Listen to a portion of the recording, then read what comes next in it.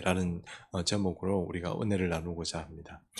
불이 이렇게 불 붙을 때 보면 불이 참 대구 지역에도 보니까 얼마 전에 뭐 변호사 사무실에 이렇게 뭐 불을 질러 가지고 그렇게 여러 사람이 다치고 죽고 그런 것을 봤는데 불이 참 무서운 것이죠.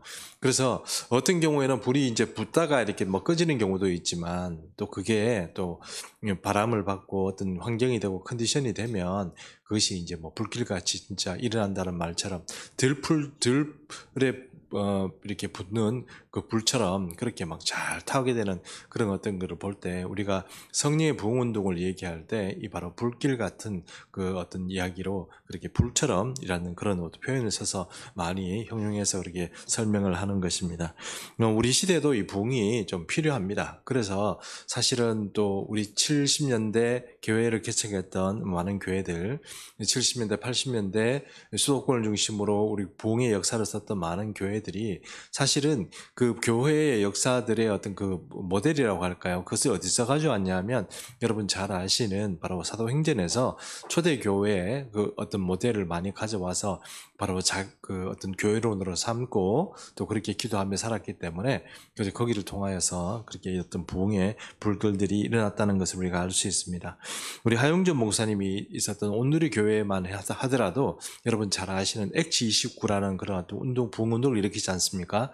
사도행전이 28장까지 있는데 우리가 부흥의 주역이 된다 이래서 액치 29, 예, 그렇게 해서 바로 그 부흥의 어떤 그런 어떤 바람들을 일으키려고 그렇게 하용준 목사님도 그렇게 많이 노력을 했고, 그래서 부흥이 일어나는 어떤 그런 모델들을 잘 보면 거기는 성령이 있고 기도가 있고 또 어떤 또 강력한 어떤 기름 부심을 받은 지도자가 있고 또 함께 기도하는 모든 성도들이 있고 하여튼 뜨거움 가운데 불처럼 일어나는 어떤 그런 불쏘시개 같은 그런 일들이 일어나면 그것을 통하여서 많은 어떤 사람들이 구원받게 되는 그런 불길 같은 그런 부흥이 있었다 하는 것을 알 수 있습니다. 오늘 이야기도 바로 그런 이야기입니다. 초대교회의 이야기인데 바로 초대교회 예루살렘에 있었던 큰 부흥의 이야기들이 바로 오늘 또 적혀 있습니다. 뭐 여러 번 통하여서 이렇게 부흥이 또 한 번 계단을 오르는 것처럼 한 번 또 오르고 또 오르고 또 오르고 이렇게 오르는 것을 보는데 오늘 바로 또 어떤 그 사도들을 통하여서 또 한 번 그런 큰 기적과 표적이 일어나면서 어떤 부흥이 다시 한번 이렇게 또 불붙는 것을 우리가 볼 수 있습니다. 오늘 그런 초대교회 분위기를 보기 위해서 12절에서 16절까지 오늘 말씀 읽었지 않습니까? 그 말씀들을 다시 한번 조금 천천히 한번 보면서 얘기를 좀 나누었으면 좋겠습니다. 12절 말씀 보겠습니다. 이 사도들의 손을 통해서 민간의 표적과 기사가 많이 났습니다. 민간에, 그러니까 우리가 예수 믿는 사람들 이렇게만 얘기하는 게 아니고 민간에라는 뜻은 이 교회 밖에 있는 사람들까지라는 뜻이죠. 예루살렘에 있는 많은 사람들, 예수를 꼭 안 믿어도 그런 사람들에게까지 어떤 일이 일어난다고요? 기적과 표적이 그렇게 많이 일어났다는 것입니다. 사도들을 통하여서요. 그래서 믿는 사람들이 다 마음을 같이하여 솔로몬 행각에 모여서 이렇게 집회를 하는 겁니다. 맨날 모여서 사람들이 막 기도회도 하고 그렇게 했겠죠. 제가 생각해 봤습니다. 이 사람들이 솔로몬 행각에 모여서 도대체 뭘 했을까? 이렇게 생각을 해봤습니다. 그래 보니까 이 사람들 솔로몬의 행각에 모여서 아마 기도회를 했겠죠. 기도회도 하고 또 뭐 했을까요? 말씀 공부도 했지 않았겠습니까? 사도들의 입술을 통하여서 그 선포되는 어떤 예수님 시대에, 그리고 우리로 말하면 그 복음서들에 대해서 또 이렇게 그 강해를 하고 이렇게 또 예수님께서 어떤 말씀을 하셨는지 이런 것들을 또 어떤 그 사도들의 입을 통하여서 그렇게 전달되고 또 예수님께서 산상수훈이나 여러 가지 말씀을 통하여서 있었던 일들 이런 것들을 또 설명을 해주고 또 예수님께서 이 땅에 오셨을 때 선지자들의 이야기 뭐 그런 이야기들을 또 풀어서 그렇게 설명도 했지 않겠습니까? 말씀 공부를 또 그렇게 했을 것입니다. 또 그러고 보면 또 분들이 모여가지고 찬양도 좀 많이 불렀을 것 같습니다. 찬양을 어떻게 부르냐? 우리도 이제 이렇게 예배를 드리면 항상 찬양의 어떤 그런 은혜가 있을 때 참 그 모임과 그 예배가 큰 은혜가 되는 것처럼 이 사람들이 모여서 아마 예배 드리거나 어떤 모임을 할 때 바로 찬양도 하고 그랬을 겁니다. 우리 찬양을 이렇게 보면 여러분 가끔씩 우리가 이제 뭐 군악대들 이런 우리나라의 군악대들 이런 거 보면 군악대들이 전 세계에 이렇게 뭐 군악 퍼레이드 같은 데 나가면은 항상 이렇게 막 박수도 많이 받고 막 이렇게 사람들이 뭐 탄성을 많이 지어 넣는다고 그래요. 우리 군악 때는 서양에서 온 그런 군악대 말고 우리 전통 악기 있지 않습니까? 옷도 화려하게 입고 막 그렇게 해서 막 간다는 거예요. 근데 우리는 잘 보면 우리나라의 어떤 정서는 어떤 거냐면 강강수월래 같은 그런 분위기들이 좀 있어요. 부채춤을 춰도 어떻습니까? 부채를 막 이어가지고 뱅글뱅글 돌면서 이렇게 막 보여주는 그런 모습도 있고요. 강강수월래란 말은 또 표현이 어떤 겁니까? 손을 잡고 사람들이 막 도는 거잖아요. 그렇죠? 네, 그런 어떤 문화들이 사람들이 이렇게 우리나라 사람들이 모여 있으면 뭐 이렇게 뭔가 이렇게 같이 이렇게 손을 잡고 빙빙 돌아가는 어떤 그런 분위기가 참 많은 것 같아요. 그 일반적으로 보면 우리 한국 사람은 여러분 춤추라고 하면 잘 못 춰요. 저는 춤 못 추거든요. 근데 손 붙잡고 같이 돌면 어떻게 될까요? 뭐 같이 다 추죠. 뭐 다 안 추겠습니까? 그렇게 다 추게 되죠. 그처럼 이스라엘도 사실은 잘 보면 이스라엘의 전통적인 어떤 그런 어떤 사람들의 모임이나 이런 거 보면 찬양하는 것 이런 것들을 보면 이 사람들도 우리하고 비슷해요. 돌아가는 모습들이 이제 뭐 강강수월래 하는 것처럼 그렇게 막 돌아가고요. 남자들은 모여가지고 박수 치면서 막 이렇게 하는 걸 보면 뭐 모습이 거의 뭐 우리나라 이 전통 그 하는 것처럼 물론 우리나라만 그런 게 아니고 다른 나라도 그런 나라도 있겠지만 일반적으로 보면 그런 모습들을 가지고 이렇게 막 춤도 추고 그렇게 했다는 것입니다. 그래서 찬양을 부를 때 찬양 그냥 이렇게 앉아가 우리 지금 박수 치고 이런 게 아니고 강강수월래처럼 이렇게 사람들이 춤을 추면서 그렇게 막 소고도 치고 막 춤도 춰가면서 그렇게 했을 겁니다. 이렇게 그래서 이제 우리가 아리랑 이러면 아리랑 불 때 그 추임새가 이렇게 있지 않습니까?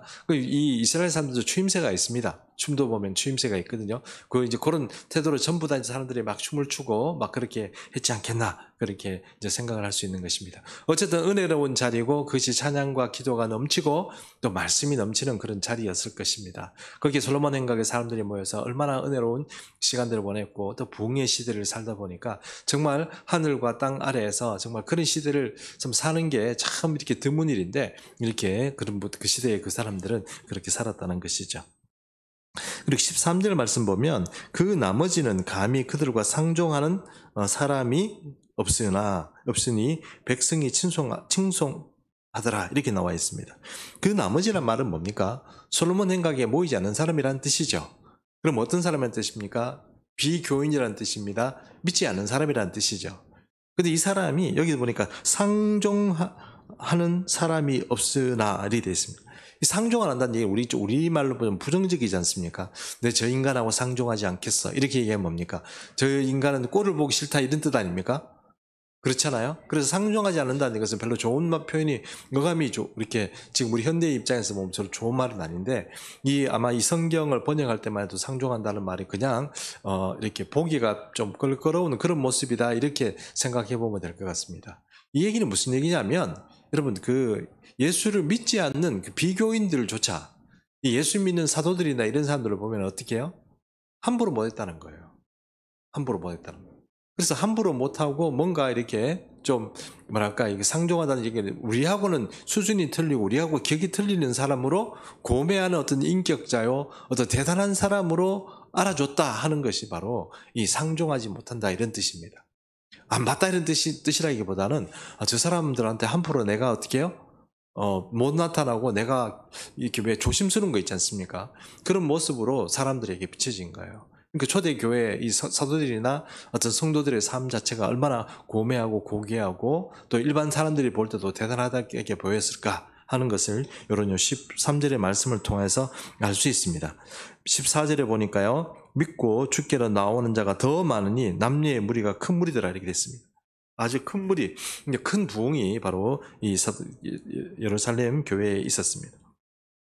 또 15절에 보니까 15절 16절을 말씀 보면 이런 참 대단한 일인데 어떤 일이 있습니까? 심지어 병든 사람을 메고 거리에 나가 침대와 요 위에 누이고 베드로가 지날 때에 혹 그의 그림자라도 누구에게 덮일까 바라고 이 정도였습니다. 이게 얼마나 기적과 표적이 많이 일어나는지 사람들을 데리고 와서 그냥 장바닥 같은 데다가 그냥 지나가는 길에다가 놔두는 거예요, 사람을. 침대나 요 같은 거 깔아놓고 거기 눕혀놓는 거예요. 그렇게 높여놓으면은 베드로가 지나가다가 그림자라도 덮이면 어떻게 해요?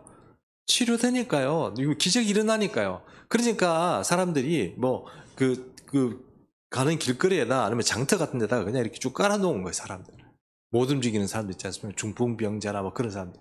그런 사람들을 이렇게 침대에 깔아놓을 정도로 그만큼 신뢰가 높고 거기에는 기적과 성령의 역사가 어떤 크게 드러났다 하는 것이 바로 15절의 말씀입니다.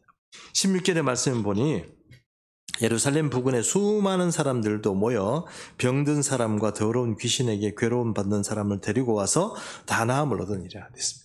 예루살렘도 큰 도시이지만 예루살렘 주변에 있는 사람들이 그 소문을 듣고 어떻게 해요?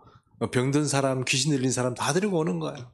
그래서 사도들이 치유하기를 바라고 거기서부터 치유가 일어나고 또 귀신이 축출이 되고 어떤 사람의 삶이 변화되는 그런 어떤 것들을 이렇게 맛보게 되는 그런 초대교회의 모습들이 지금 여기 이렇게 전개되는 것입니다. 그 이후의 이야기는 다음 시간에 이렇게 하도록 하고, 오늘은 여기까지 해서 초대교회 이야기를 요 말씀들을 통해서 우리가 오늘 우리 시대의 우리 교회들을 한번 생각해 보고 또 우리 교회, 우리는 어떤 부흥을 위해서 어떤 삶의 자세를 가져야 될까 이런 것들을 한번 생각해 보았으면 좋겠습니다. 오늘 본문을 통해서요 몇 가지 이야기를 할 수 있는데 그 첫 번째는요 부흥의 어떤 조건이 있다고 볼 수 있을 것 같습니다. 부흥이 조건이 있을 것 같습니다. 물론 부흥이라는 것은 우리가 일으키는 게 아닙니다. 성령께서 주도하시는 것이죠. 우리가 아무리 부흥을 일으킨다고 하더라도 부흥이라는 것이 우리 마음대로 이루어지는 게 아니에요. 그 조건이 있습니다. 조건이 있는데 그 조건을 다 맞췄다고 해서 성령께서 역사하시는 건 아닙니다. 하나님의 때가 있고 하나님의 방법이 있기 때문에 그것은 우리가 예상할 수는 없어요. 그러나 그럼에도 불구하고 성경이 우리에게 일반적으로 말하고 있는, 특별히 오늘 본문의 말씀들이 우리에게 이야기하고 있는 것들을 통해서 우리가 어떤 부흥에, 우리 시대에도 부흥이 있을 수 있을까 하는 것들을 탐구하는 사람이라면 한 이런 조건들을 몇 가지를 한번 우리가 이렇게 도출해 놓을 수 있지 않을까 하는 것을 우리가 생각해 볼 수 있다는 것입니다. 그 첫 번째는 뭐냐면 성도들이 합심하여 모여서 기도할 때 역사가 일어난다는 것입니다. 성도들이 모여서 함께 기도할 때 역사가 일어납니다.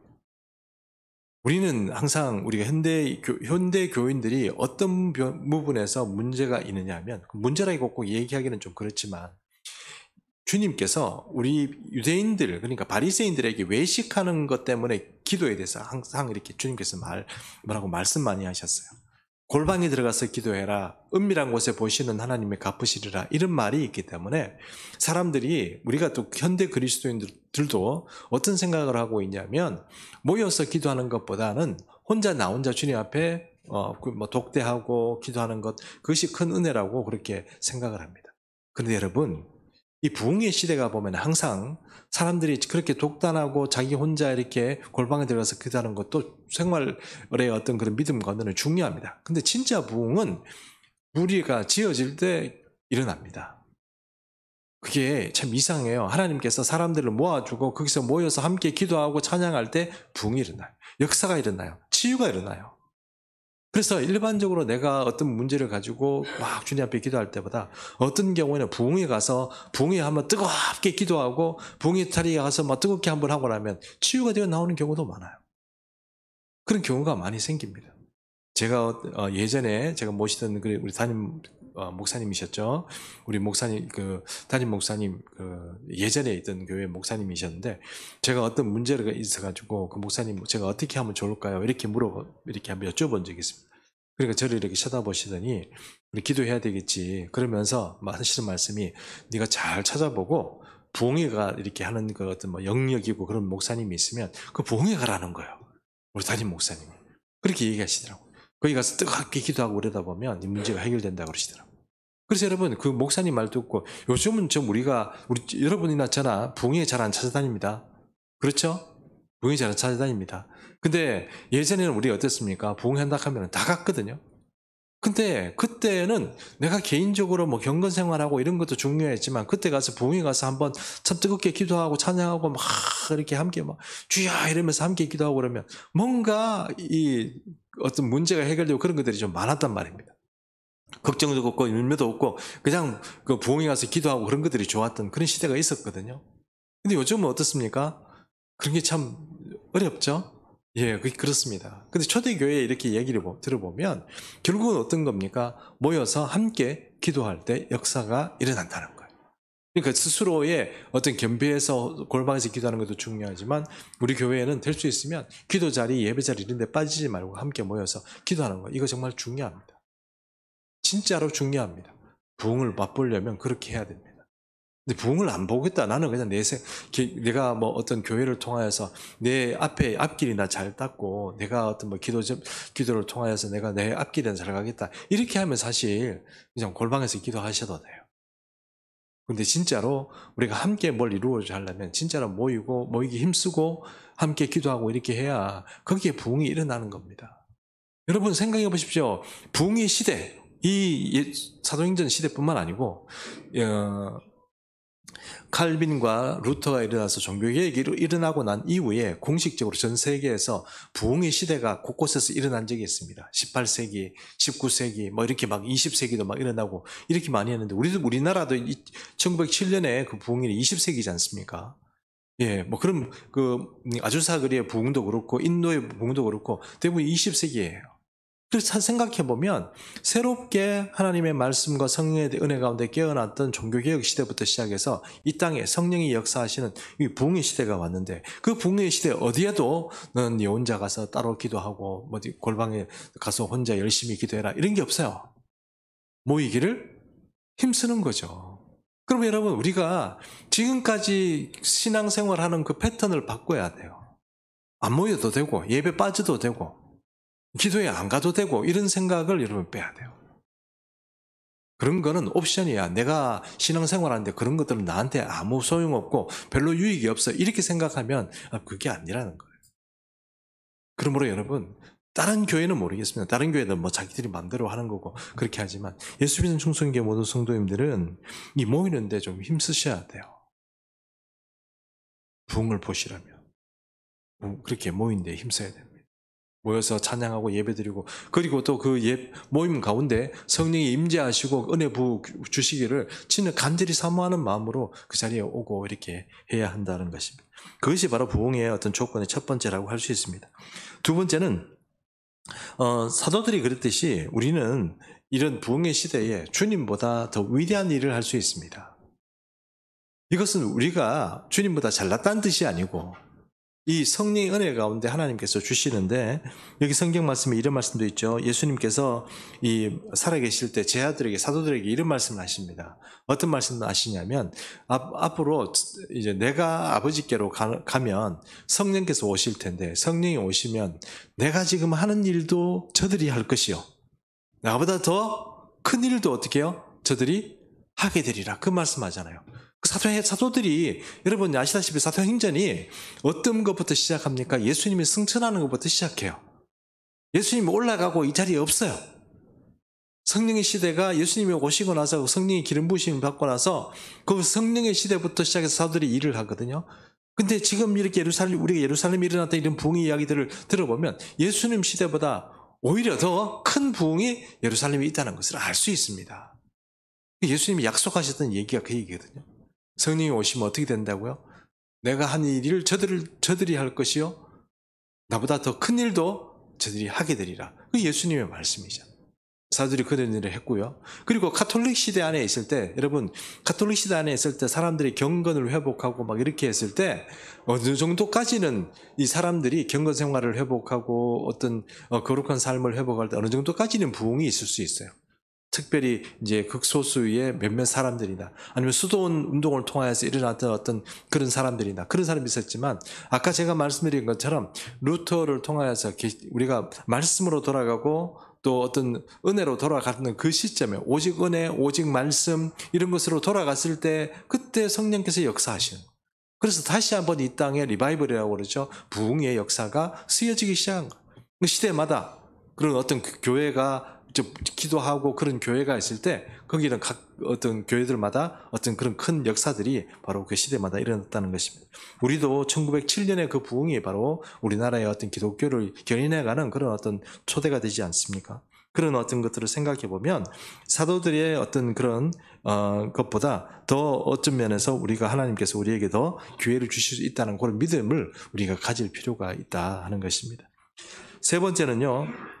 이 사람들이 상종하지 않는다고 그러지 않습니까? 상종하지 않는다. 상종하지 않는다는 건 이것이 예수 믿는 사람들을 미워서 상종하지 않는다는 뜻이 아니고 그 사람들 복이고 같이 상대하기를 버거워하고 힘들어한다는 뜻입니다.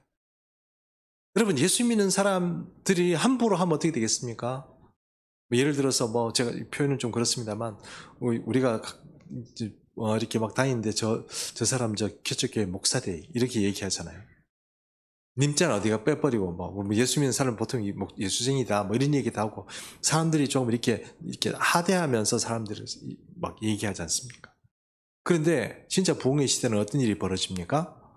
이 사람들이 진짜 예수 믿는 사람들을 두려워하는 그런 세력을 느끼는 그런 어떤 시대가 돼요. 제가 좋아하는 말씀 중에 시편 말씀에 이 말씀이 있습니다. 시편 145편 5절 6절 말씀인데 제가 한번 읽어보겠습니다. 주의 존귀하고 영광스러운 위엄과 주의 기사를 나는 묵상하리이다. 사람들은 주의 두려움의 일에 세력을 말할 것이요 나도 주의 광대하심을 선포하리이다. 이렇게 있습니다. 여기 세력이란 말이 나오죠. 세력.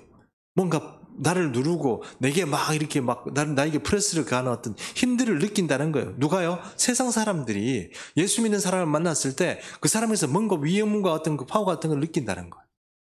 요거는 이제 개역 한글인데 우리 옛날 말입니다. 옛날에 제가 좋았던 말씀인데 옛날 말 그대로 가져가고 하는데 요즘은 보니까 권능, 세력이라는 말을 권능으로 이렇게 말하더라고요. 어쨌든 상관없습니다. 사람들이 뭔가 이렇게 나를 이렇게 밀어붙이는 고기압과 저기압이 만나면 고기압이 저기압을 밀어붙이는 그런 힘들을 바로 이 사람들이 이게 느끼게 되는 거죠. 누가요? 예수 안 믿는 사람들. 그런 것들이 느껴지는 어떤 그런 시대에 그런 것들이 어떤 부흥의 조건이다. 이렇게 얘기도 할 수 있고 또 하나 부흥이 일어나면 그런 일들이 일어난다 하는 것을 또 이렇게 얘기할 수 있다는 것입니다. 이제 마지막으로 네 번째는요. 지역을 아우르는 어떤 영적 의료기관이 교회가 되어야 된다 하는 것입니다. 사람들에게 있어서 여러분 오늘도 제가 어떤 분하고 좀 상담을 했는데 좀 어려운 일 그러니까 예수 믿는 사람인데 그 사람이 교회를 안 다니고 어머님도 뭐 권사님이고 뭐 누나도 그렇고 집안이 다 기독교 집안인데 이 사람은 어릴 때부터 뭐 밖에 나가서 이렇게 살다 보니까 예수를 거의 떠나가지고 교회도 안 가고 뭐 그랬다는 거예요. 근데 어린 신앙은 어릴 때 어떤 그런 훈련받은 건 있어가지고 헌금도 하고 뭐 이렇게 그렇게 하는데 교회는 제대로 안 간 거죠.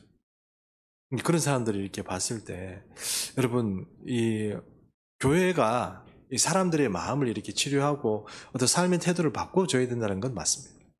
제가 요즘 최근에 느끼는 거지만 이거 사람들에게 전화도 자주 하고 아는 척도 좀 자주 하고 이렇게 케어를 해야 되는구나 하는 것을 제가 좀 요즘 느껴요. 예전에는요, 다 우리가 말씀 가운데 은혜 받고 이렇게 해가지고 다 스스로 성령 은혜 가운데 한 묶음이 되는 거지 내가 뭐 전화하고 그렇게 해야 될까 막 이렇게 생각을 했는데 꼭 그런 게 아닌 것 같아요. 꼭 어려울 때 있으면 이렇게 우리도 그런 게 있지 않습니까? 기도하다 보면 어떤 사람이 생각나면은 그 사람에게 전화를 해봐야 돼요. 왜요? 그 사람이 어려운 처지에 있는 거예요. 전화 딱 하면은 목사님 제가 이런 일이 있습니다. 뭐 이렇게 얘기를 하는 거 보거든요. 그처럼 여러분 교회라는 것 자체 우리 예수 믿는 사람이라는 것 자체가 이 세상 사람들에게 어떤 일들을 해줘야 되냐면 치료하고 회복시켜주는 그런 역할들을 감당할 수 있는 사람이 돼야 돼요. 이것이 부흥의 조건이라고 할 수 있습니다. 만약에 교회를 왔는데 아무 일이 안 일어난다 그러면 참 이게 답답할 노릇이죠.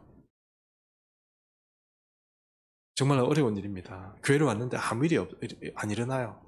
그냥 목사님 설교하시고 찬양대회 찬양을 하는데 너무 멋지고 막 그런 건 있고 막 쾌적도 너무 쾌적하고 밖에는 더운데 지금 에어컨 틀어가지고 시원하고 의자도 편하고 나는 조금 말랐는데 엉덩이도 폭신폭신하고 그런 코지한 그런 분위기 때문에 그런 그 예수를 믿는 게 아니고 아무리 불편하고 어렵고 힘들더라도 하나님이 살아계신 하나님 때문에 예수를 믿게 되어야 되는 거거든요. 그게 진짜 신앙 아닙니까? 근데 그런 게 교회에 일어나야 되는데 초대교회는 그게 됐다는 거예요. 그러므로 부흥이 일어나는 그 말 자체에는 거기는 치유도 있고 축사도 있고 또 힐링하는 어떤 그런 은혜도 있고 또 회복되는 은혜도 있고 낙심한 사람이 어떤 믿음으로 일어나게 되는 그런 은혜도 있고 여러 가지 은혜들이 성령의 은혜들이 그렇게 그 사람들에게 삶 가운데 이렇게 공급이 된다는 거예요. 그러므로 교회가 부흥이 된다 이렇게 얘기를 한다 그러면 그런 것들이 일어나야 되는 거고 그런 결과가 또 교회를 부흥시켜 가는 것입니다. 제가 몇 번 말씀드렸다 아마 여러분도 다 이해하시리라고 생각하지만 지금 교회는 전략이나 어떤 마케팅이나 무엇을 통해서 할 수 있을 것 같지만 그렇게 성장하는 데는 한계가 있습니다. 이게 시대가 마지막이 돼서 사람들이 뭘 아무리 좋은 교회가 컨텐츠를 가지고 있더라도 사람들이 거기에 동화하지 않아요. 움직이지 않아요. 왜냐하면 사회에 그런 게 많아요, 여러분. 그런 게 많다 보니까 이 교회가 어떤 컨텐츠를 가지고 있다고 그래서 그것이 뭐 그들에게는 특별한 어떤 스페셜티로 그들에게 다가오지 않아요. 그리고 꼭 그것이 교회에서 믿어야 되는 어떤 조건이 되지 않아요. 근데 하나님만이 하실 수 있는 게 있어요. 교회가 아니면 안 되는 거, 그런 게 있어요. 그게 뭡니까? 사람이 영혼을 치유하고 또 불치병, 고질병, 그리고 귀신 들린 병, 이런 것들이 치유될 수 있는 그 유일한 길이 뭡니까? 교회가 할 수 있는 거예요. 세상이 거의 다 마귀의 손아귀에 다 넘어갔어요. 다 장악이 되어 있어요. 이런 상황에서 사람을 건져내는 것이 겨우 우리가 무슨 뭘 이렇게 준비해서 하는 것도, 물론 그런 것도 자신 말하는 뜻이 아니고 그런 것으로 사람을 끌어오기는 이게 한계가 있다는 거예요. 그래서 존 윈버라는 분이 있습니다. 존 윈버라는 그런 분이 있습니다. 여러분, 우리가 나중에 이번 주 말고 다음 주 수요일부터 하게 되는 그 하나님 나라의 복음에, 거기에서 보면 지레드란 그 신학자의 어떤 해석을 통해서 이 존 윈버라는 사람이 자기가 캘리포니아에서 사역을 했는데 많은 사람들이 치유되고 귀신이 쫓겨나고 어떤 그런 역사가 좀 일어났습니다. 그것이 그 사람을 정말 하나님 나라의 복음을 제대로 해석한 사람, 신학적으로 해석한 사람의 사역을 통해서 그 일이 났습니다. 그렇게 생각해 보면 우리가 하나님 나라에 대해서 제대로 이해를 하고 그대로 믿고 신뢰한다고 하면 우리 교회 반드시 부흥합니다. 반드시 부흥합니다. 그것이 어떤 사람은, 물론 이제 존 윈버는 나중에 조금 잘못됐습니다. 신학적으로 잘못되면서. 그러니까 참 여러 연합해가지고 한다는 게 참 위험한 것 같아요. 뭐 은사주의자들하고 이렇게 연합하다 보니까 하나님께서 너 안 되겠다 이래서 빨리 데려가 버렸어요. 그래서 존 윈버란 사람. 어쨌든 그렇게 하나님 나라의 어떤 복음들이 전파되고 거기에 복음이 전파되고 제대로 된다고, 성령의 은혜가 있다고 그러면 당연히 이게 우리가 꿈꾸는 얘기가 아니고 비성경적인 얘기가 아니에요. 이은모 목사는 한 번씩 저런 얘기할 때마다 뭐 사람이 흥분해가지고 무슨 그림 그리는 것 같다 이렇게 얘기하는 건, 여러분, 제가 몽상가도 아니고 그게 아닙니다, 여러분. 하나님께서 그렇게 하신 어떤 그런 것이 이게 맞다고 자꾸 인도해 오는 그런 어떤 양육 과정이 있었기 때문에 지금 제가 그렇게 못하더라도 언젠가 하나님이 하신다 하는 것을 믿고 있기 때문에 지금 이렇게 제가 이름 선포를 하는 거예요. 만약에 자기 실력도 안 되고 자기의 어떤 그런 현상도 없고 성령의 은혜도 없고 하나님의 말씀도 없는데 자기 마음대로 자기가 지어져서 부흥을 얘기하고 어떤 성령의 은혜를 얘기한다면 그건 정말 너무 좀 이렇게 몽상가 얘기 아니겠습니까? 근거도 없이 자기 혼자 들떠서 막 얘기한다는 거. 그건 좀 하나님께서 그렇게 훈련시키지도 않았는데, 그냥 목회나 잘하지, 꼭 그렇게 부흥이 어떤 얘기를 하고 이러는 게 부담스럽죠? 왜요? 교회에 왔는데 사람들이 잘 치유도 안 되고, 정말 눈물 나는 일이 많은데, 거기에 어떤 역할들을 목회자들이 잘 못 감당하고, 교회가 못 감당하니까, 그게 버거워서, 힘들어서 그런 얘기를 못 하게 되는 거죠. 그럼 저도 마찬가지고요. 그런 어떤 모습 때문에 부흥을 못할지 모르지만, 그럼에도 불구하고 하나님께서 우리에게 주신 것은 반드시 이런 어떤 부흥의 조건들을 우리가 가지고 하나님 앞에 그런 모습으로 살게 될 때 거기는 반드시 부흥이 온다는 겁니다. 물론 아까 다시 전제 조건이 있었습니다. 성령께서 자기 때에 자기 시간에 맞춰서 역사한다는 것. 거기에 베이스를 두고 보면 우리가 이런 조건들을 잘 맞추면 그것이 부흥의 조건이 된다 하는 것입니다. 여러분, 제 얘기를 조금 해야 될 것 같습니다. 제 얘기를 좀 해야 될 것 같습니다. 사실 교회가 개척하고 한 6개월이 지났는데 우리 개척 멤버들이 막 이렇게 와서 같이 막 계속 앞으로 사람들이 좀 더 해주고 부흥이 막 되고 자리가 막 차고 그랬으면 얼마나 좋겠습니까? 별로 변화가 없는 거예요. 제가 좀 마음이 주님 이상하네요. 왜 주님이 저보고 이렇게 개척하고 그랬으면 뭔가 책임을 져야죠. 이런 식으로 하십니까? 이런 식으로. 좀 이렇게 우리 성도들도 전부 다 우리 목사님 좋아 이러면서 같이 마음을 합쳐가지고 촉장 나가야 되는데 그렇지 않은 거예요. 저도 이렇게 개인적인 생각이 그런 거예요. 내가 괜히 우리 예수비전 충성교를 개척해서 우리 성도님들 내가 괴롭히는 게 아닌가. 이런 생각도 들고 온갖 생각 드는 거예요. 결정적으로 제가 코로나 걸렸습니다. 코로나에 걸려가지고 막 넘어지고 막 예배도 제대로 못 드리고 막 이렇게 되고 그게 후유증이 얼마나 심한지 그것 때문에 뭐 정신을 못 차리고 모든 어떤 신체 진술을 체크해 보니까 전부 바닥 곧 죽는다는 식으로 뭐 의사가 겁을 주고 막 이러더라고. 야, 이거 이러다가 정말, 아니, 어떻게 정말, 주님도 너무하시지. 내가 이렇게 뭐, 개척교회 이렇게 뭐, 나한테 이렇게 한껏 꿈을 꾸고, 한껏 어떤 믿음으로 생각하고, 얘기하고, 그려왔고 하던 계획하고 이 모든 것들이, 이게 정말 그냥 일장춘몽인가? 내가 착각한 건가? 하나님의 은혜와 말씀들을 내가 착각하고 잘못 이해한 건가? 그냥 개척교회 목사들 다 이렇게 뭐 차분하게 그렇게 하는 것처럼 너도 그렇게 해. 그렇게 해야 되는데 넌 자꾸 뭐 쓸데없는 자꾸 꿈을 꾸는 것 같아?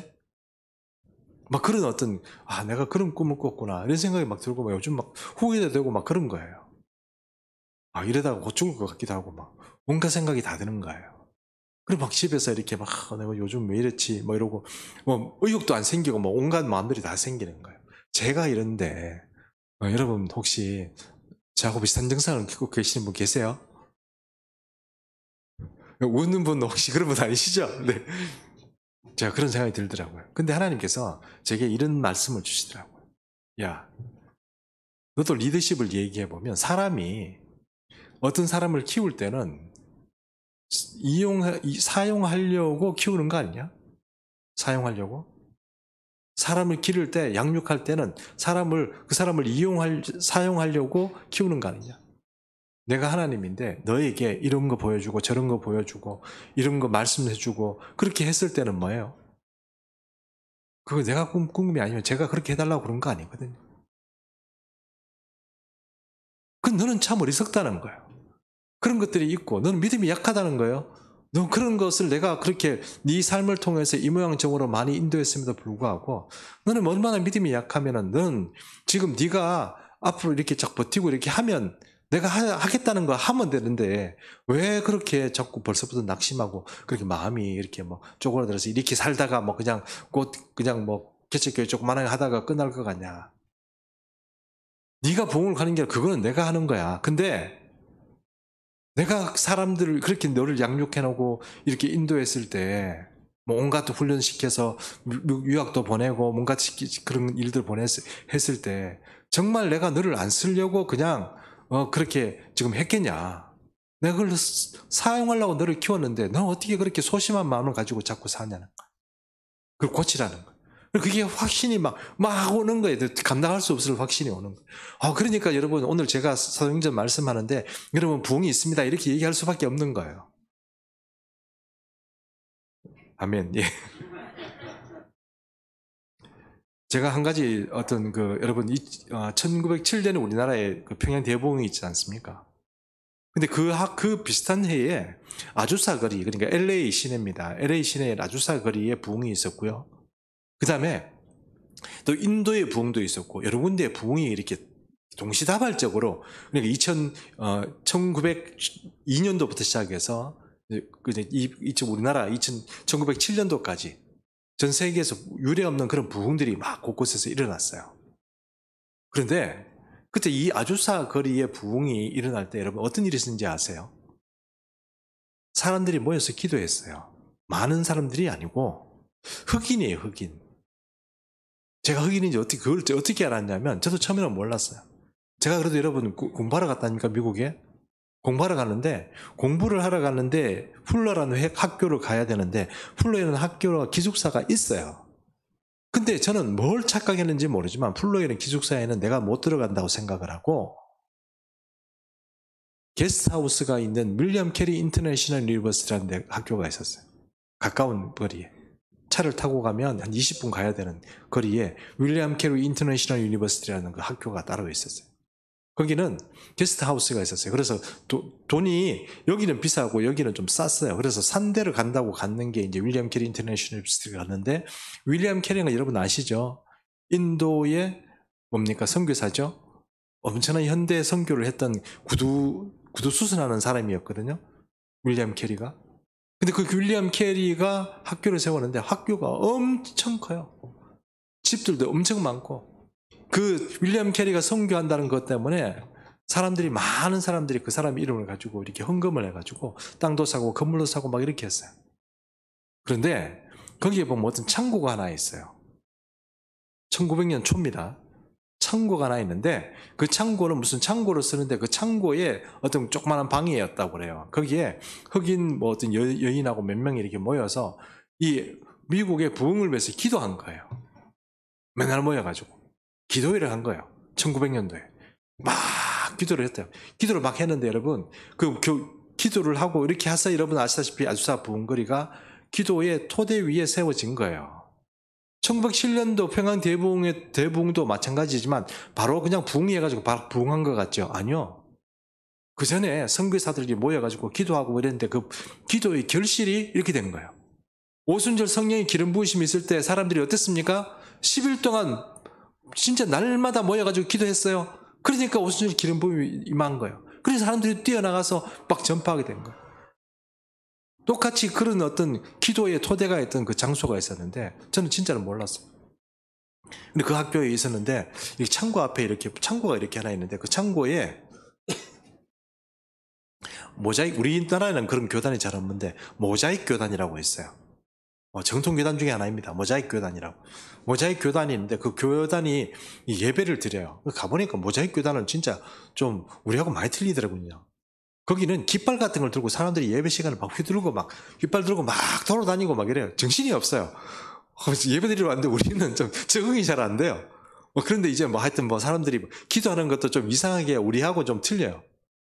하여튼 뭐 그런 식으로 막 하는 그런 교단인데 그런 교단에 이제 그 예배당이었는데 그 예배당을 이렇게 이제 그 학교 거를 빌렸었죠. 예배당 강당을 빌려서 이제 외부 교회가 그걸 쓰는 거예요. 근데 거기 이제 제가 그 윌리엄 캐리 인터내셔널 유니버시티는 거기는 학교가 기도할 기도실이 따로 없기 때문에 새벽이 되면 사실 기도하고 싶은데 갈 데가 없었어요. 그래서 성경책하고 들고 이렇게 헤매다가 어느 날 어떤 창고 앞에서 기도하기 시작한 거예요. 그리고 제가 거기서 한 달 정도 기도하고 풀로 기숙사로 다시 이렇게 이주를 하게 됩니다. 근데 몰랐어요, 그거를. 바로 그 창고가 무슨 창고요? 아주사 부흥을 가져왔던 그 창고였던 거예요. 그 창고 앞에 앉아가지고 제가 저 혼자 새벽 기도를 했다는 거 아닙니까? 나중에 이제 얘기를 전해 들었는데 듣고 나니까 그런 역사적인 창고인 거예요. 그래서 여러분 그 새벽마다 거기 앉아가지고 주님 저도 앞으로 사역할 텐데 그 사역에 큰 아주사 부흥처럼 그런 큰 부흥을 주십시오. 뭐 그런 거 기도하고 막 이랬거든요. 우리 삶의 과정이 사람이 어떤 사람을 목적을 두고 그 사람을 OJT를 시키고 공부를 시키고 뭘 시키고 이럴 때는 목적이 있어서 그 사람을 하는 겁니다. 어떤 일에 적합하도록 그 사람들을 키워가는 거죠. 하나님은 그렇지 않을까요? 하나님도 그렇게 하신다고 저는 생각해요. 그래서 하나님께서 제게 어떤 면으로든 어떤 부흥의 어떤 부소시가 될 수 있도록 저는 훈련시켰다고 생각해요. 근데 지금 아무리 생각해도 그게 안 되는 거예요. 깜깜한 거예요. 교회도 작죠. 사람들 와보고 교회 너무 작아서 코로나 때문에 위험하다 이러고 가버리고 그런 사람도 있고 뭐 온갖 그런 일들이 다 벌어지는 거예요. 야, 내가 설교도 문제가 있고 뭐도 문제가 있고 문제가 있어서 이 문제투성이에 뭔가 부흥이 있을 거고 사람을 건져낼 수 있을 건가 이렇게 생각하지만 여러분 그건 하나님이 하시는 거예요. 그래서 하나님께서 제게 요 최근에 갖추신 감동이 바로 그거라니까요. 사람을 그렇게 이렇게 양육시켰을 때는 다 이유가 있지. 쓰지도 않은 걸 내가 하나님이잖아요. 하나님이 그렇게 너를 이렇게 공부시키고 저리 공부시키고 말씀도 하시고 어떤 앞으로 어떤 것들을 그림도 보여주시고 그런 거 보여주실 필요가 있겠냐 그 얘기죠. 그 너는 왜 그렇게 사람이 소심하고 뭔가 자꾸 하나님한테 뭘 자꾸 확인하려고 그러냐 하면 되는데 그냥 그런 어떤 느낌이 들어서 주님 앞에 회개하고 주님 제가 이제는 정말 가만 생각해보니 그러네요. 저도 이제 자꾸 이렇게 소심하게 뭘 이렇게 할까요 말까요 이런 것도 중요하지만 뭔가 기도하고 과감하게 그렇게 하는 게 좀 중요하겠다는 생각이었고 또 하나님께서 어느 순간에 또 어떤 그런 부흥들을 주시지 않겠나 하는 그런 어떤 부흥의 시대를 꿈꾸게 되는 것이죠. 그 꿈은 제가 만들어낸 꿈은 아닙니다. 하나님 반드시 어떤 형태로든 주의 종들의 이 종말의 시대를 가까워지기 전에 한번 큰 부흥의 역사를 일으키실 거예요. 어쩌면 그것이 마지막 부흥의 역사일 수도 있어요. 물론 뭐 제가 확신하고 그거는 뭐 얘기할 수는 없지만 하나님께서 하시고자 한다면 몇 번의 부흥이라도 일으키시겠지만 어떤 부흥의 역사 가운데 우리 교회와 여러분들을 쓰지 않을까 저는 그렇게 생각해요. 그러고 나니까 여러분, 저는 여러분을 볼 때 어떤 생각이 드냐면, 저분은 나중에 하나님께서 왜 여기 보내주신 나는 잘 모르지만 뭔가 하나님께서 다 어떤 이유가 있어서 주님께서 보내주실 거다. 그런 확신들이 생기기 시작해요. 그래서 여러분, 저도 혹시 어떤 하나님의 어떤 의도와 계획에 대해서 조금 의심하고 있다면 여러분도 혹시 그런 생각이 있으면 그걸 좀 엎어버리세요. 지금은 오히려 좀 더 온전한 마음으로 견디고 인내하는 것이 더 필요할지 몰라요. 그런 게 있을 때 일은 하나님께서 하십니다. 그 순간이 돼야 돼요. 근데 저도 그렇고 여러분도 그렇고 좀 힘드실 것 같아요. 근데 여러분, 목사가 되고 나니까 우리 요즘 이대용 목사님 얼마나 많이 잘 도와주셔가지고 제가 얼마나 참 힘이 많이 되는데, 그 정말 얼마 전까지만 해도 새벽기도 다 제가 설교 다 하고 또 뭐 오후 예배하고 주일 설교하고 금요철에하고 수요 예배하고 막 그러니까 죽을 것 같더라고요. 그리고 돌아서면 이제 설교인 거예요. 돌아서면 어떤 분들은 정말 실력이 좋아가지고 새벽기도 설교 같은 30분만 준비하면 나온다 그러는데 저는 30분 설교도 준비 안 나오는 거예요. 그런 하여튼 뭐 여러 가지 어려움을, 그러면 여러분 기도할 시간 좀 부족하죠. 뭔가 이렇게 뭐 한마디라도 뭐 해야 된다 싶어서 준비하고 이러다 보면 노심초사하게 되고, 그런 시간들이 목회를 하면서도 그런 일이 벌어지다. 하나님의 어떤 예배 가운데 하나님의 은혜를 사모해야 되는데 그것보다는 어떻게 해요? 그것을 시간을 메꾸어 가고, 이런 일에 제가 어쩌면 더 신경을 쓰고 그랬던 거 아닌가 이렇게 생각을 하는 거예요.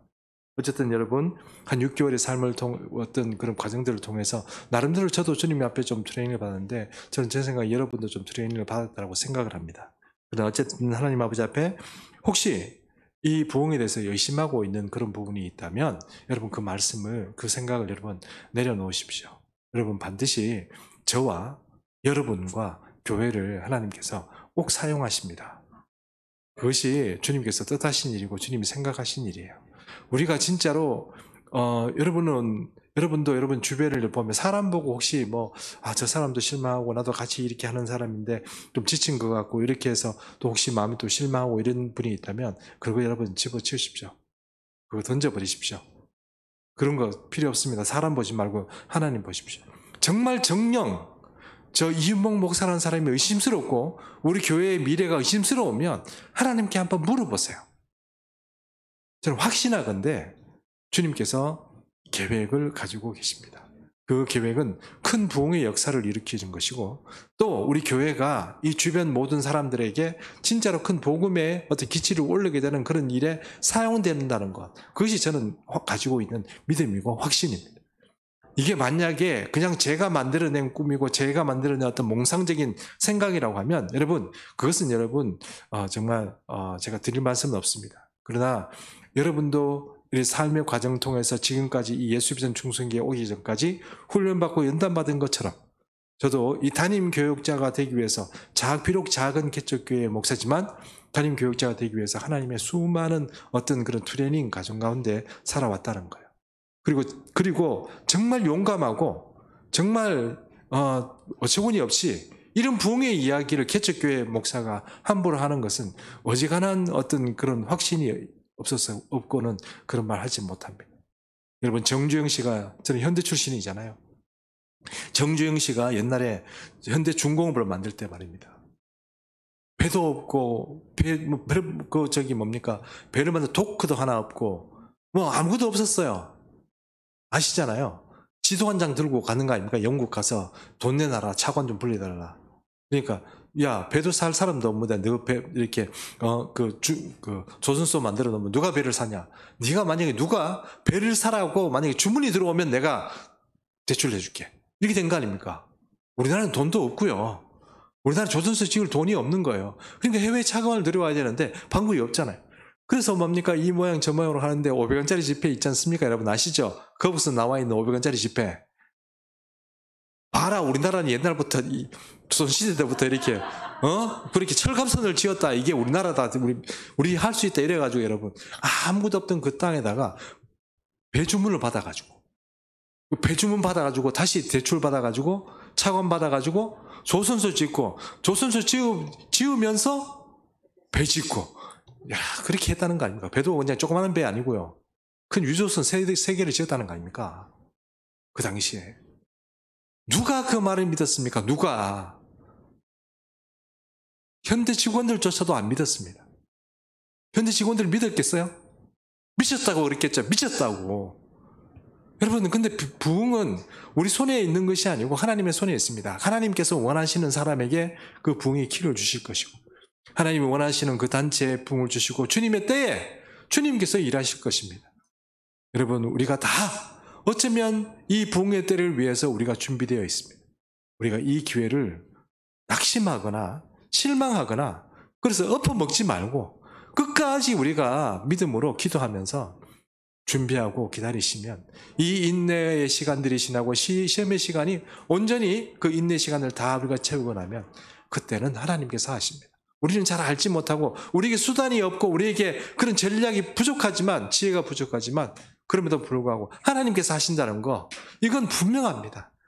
지금까지 저를 이렇게 교회 목사로 세우실 때 이런 그 어떤 너는 이제 개척교회 목사니까 이렇게 해서 이렇게 하다가 너는 조용히 끝내고 너는 사라져 이렇게 하는 게 아니고 하나님께서 늘 성령과 성령의 파도를 타는 것과 또 여러 가지 꿈들을 통해서 환상을 통해서 제게 말씀하셨다는 것은 바로 사도행전적인 어떤 교회의 모습이 우리 시대에도 정말 준비가 된다면 주님께 하신다는 거예요. 그래서 저는 여러분들이 소중하고 그냥 여러분들이 그냥 정말 최소한 시험에 빠지거나 낙심하지만 말았으면 끝까지 그 부흥의 시대 하나님께서 확신해 주시는 그 시대 그 시간까지라도 여러분이 잘 버틸 수 있으면 좋겠다 하는 것이 제 개인적인 소망이라 하는 것입니다. 부흥의 시대는 반드시 옵니다. 주님께서 예배한 시간들, 그 시간들은 반드시 온다고 할 수 있습니다. 주님께서 그런 사람들을 위해서 종들을 예배하시고 여러분을 또 이 교회에 부르셨고 우리 교회를 그렇게 하기 위해서 여러분 준비하셨습니다. 이 믿음 잊어버리지 마시고 우리가 끝까지 주님 앞에 충성하며 달려갈 수 있게 되기를 축복합니다. 이 시간 우리가 한번 찬양 한 곡 드리고